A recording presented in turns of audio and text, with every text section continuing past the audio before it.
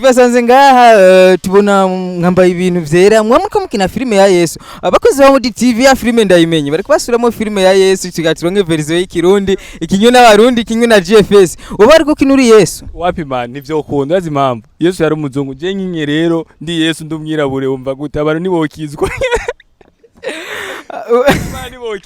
abandi bokizwa umva ati Yesu yari umuntu ware sabra umva bokizwa wewe ukinyuri Yuda wewe uri Yuda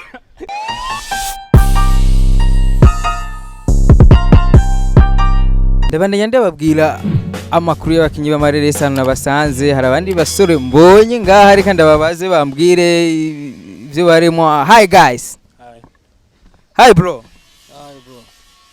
Ndabasanze ngaha muriko murakina filme merero sinzi filme muriko mukina yitwa gute? Man ushaka kumenya izina ryayo? Ego. Hinge ndarikubwiye rasta ndagibagiye uzorimbaza je rufise nimero zanje uzorimbaza je kwiri samblangi ndagibagiye. Okay, tubasanze ngaha tubona nkambaye ibintu vyera mwamuko mukina filime ya Yesu abakozi ba Mudi TV ya filime ndayimenye bari kubasubiramo filime ya Yesu kigatironke version y'ikirundi ikinyo n'abarundi ikinyo na GFS uba ariko kinuri Yesu wapi man nivyo ukunda azi impamvu Yesu yari umuzungu je nkinye rero ndi Yesu ndumwirabure umva gute abantu nibokizwa abandi bokizwa umva ati Yesu yari umuntu ware sabra umva bokizwa wewe ukinyuri Yuda wewe uri Yuda uravyo ukunda ukinyuri Yuda uvuga ati kwanza Yuda ni yari mugufi wewe vipi uri mugufi kandi wirabura je no kira ndiza kayo uyo ichekeriza kayo wewe tukiriza kayo rasta uyu nawe mane uyu mutipe kweli bana uyu mbona sene ukina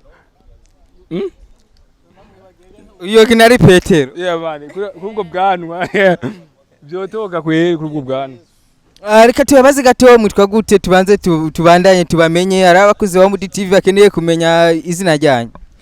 Je ku mazina yanje nitwa niyo dusenga Jikene niyo mazina bavye ariko muri movie pardon gato Joker no Jikene afite n'izina ndarifise ndumwe naringize ni Joker umwe ari ku makarata rasta kuranuka urumva nyene hama nyene ariko nitwa nyene niyo dusenga Jikene amazina nkunda kwita muri filime cyangwa akunda kunyita nakinye filime banze kudina abantu benshi nitwa Ringatere mugamani iryo zina rirasarisha ariko mugiye kumbona muri filime nshasha ngiye gukina nitwa Ringatere kubera urazi impamvu iryo zina Ringatere ngenda gikureko abakobwa bambonye babona ko ntari serie manu ziko nagiye gutongoza umuswa guma twenga ndabwe umuswa yitwa Sierra man ariko ndamuvuze sone umukobwa nagiye kumutongoza man aguma twenga turazi gutongoza umukobwa mu makuru abatwenga birasarisha ndavuga ati yo ibi bintu ubu rero ariko ngiye kuza irindi zina riri serie filme man filme nziza sana coming soon.